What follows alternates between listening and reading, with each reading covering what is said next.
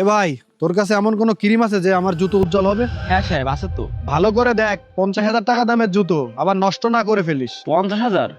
কি বলেন স্যার, মজা করেন নাকি? 50,000 টাকা জুতা হয়? আরে মজা করবো কেন, জুতো তো এর থেকেও দামি হয়, তুই বল করে দিতে পারবি কিনা? স্যার, আমি কখনো এত দামি জুতা পালিশ করিনি। আরে অনেক কাজ আছে যেগুলো আমরা জীবনে প্রথম করি। আরে তুই করে দে, সমস্যা নাই, পারবি। আর শোন, আমি একটা কথা বলি, শোরুমওয়ালারা পরিষ্কার করতে 10,000 টাকা নাই, আমি কিন্তু তোকে 8,000 টাকা দেবো। স্যার 8,000 টাকা? কেন, কম হয়ে যায় নাকি? না না স্যার, এ তো অনেক বেশি বলছেন। দেখ, আমি শোরুম থেকে যদি ক্লিন করাতাম তাহলে আমার 10,000 টাকা লাগতো, আর যদি তোর থেকে করাই তাহলে 8,000 টাকা লাগবে। তুই আমার জুতো পরিষ্কার করে দিবি, আর বাকি 2,000 টাকা আমার বেঁচে যাবে। এখানে তোরও ইনকাম হয়ে গেল, আমারও জুতো ক্লিন হয়ে গেল, আমার 2,000 টাকা বেঁচে গেল। স্যার করাতে দেবো, কিন্তু ভয় করতেছে নষ্ট না করে ফেলি। আরে খারাপ কেন হবে, এমনিতেও ময়লাতে ভরে গেছে। নে, তুই করে দে। ওই জুতোটা দে আমার।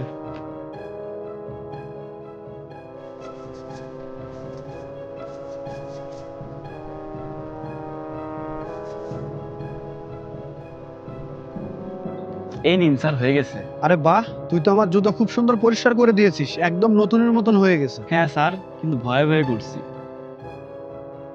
দেখছিস, করে দিয়েছিস। তোরও এখন মনে থাকবে, তুইও দামি জুতা পরিষ্কার করতে পারিস। জি সাহেব।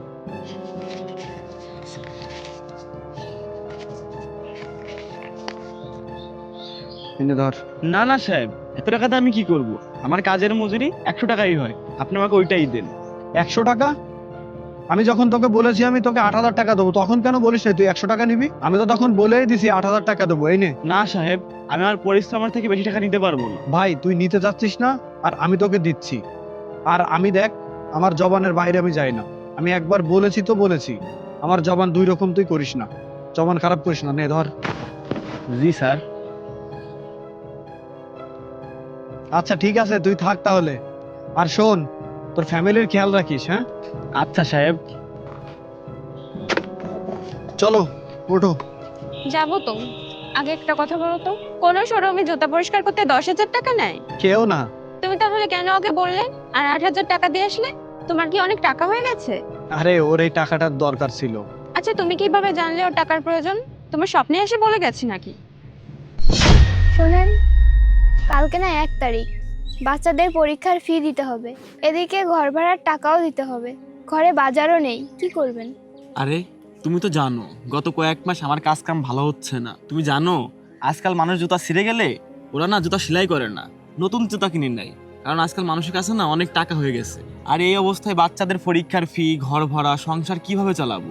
এত কিছু কিভাবে করবো তুমিই বলো। আমি তো বুঝতে পারতেছি আপনার পরিস্থিতি, তারপরেও কিভাবে করবেন এত কিছু? তুমি একটা কাজ করো, তুমি না ঘরে চলে যাও, দেখতেছি কি করা যায়। আচ্ছা ঠিক আছে, আমি চলে যাচ্ছি, তুমি তোমার খেয়াল রেখো। আচ্ছা যাও।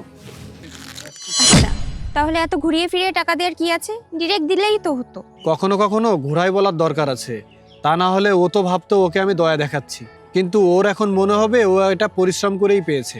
আচ্ছা, বুঝতে পেরেছি এবার, তুমি ঠিকই করেছো। এবার চলো, আমাকে শপিং করিয়ে দেবে।